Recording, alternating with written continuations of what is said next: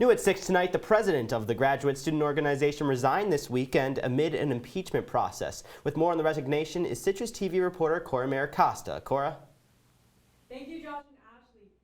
Dowdy stepped down from her position as president of the GSO Saturday, just as the impeachment process started.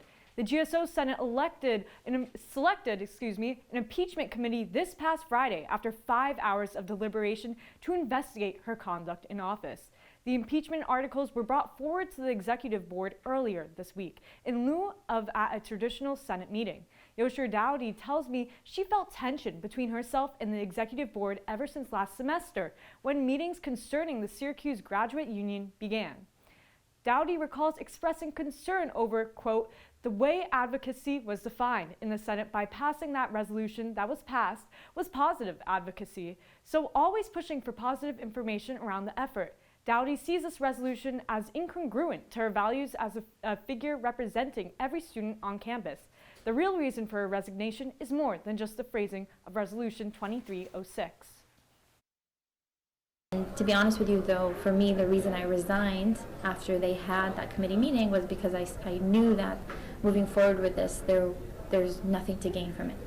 I didn't feel like I would be given due process, given how a lot of people felt towards me in the Senate. And that really comes from the fact that to begin with, I was denied entry to that meeting to form an impeachment committee. It wasn't until some people pointed it out that you're denying this person entry without a vote of the Senate that they let me in. But then they voted me out again. GSO's communications secretary, Daniela Puente, says when the impeachment articles were first brought to the executive board, the accused was not barred from the information.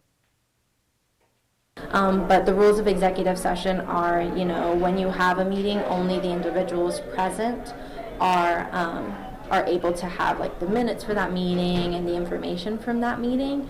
And so that means like if I wouldn't have been able to attend a certain meeting, then I wouldn't have even, as an executive board member, would not have had access to the minutes and the record of that meeting because I wasn't present. The current interim president is Daniel Kimmel, who is the vice president of internal affairs. Reporting for CitrusTV News, I'm Cora Costa.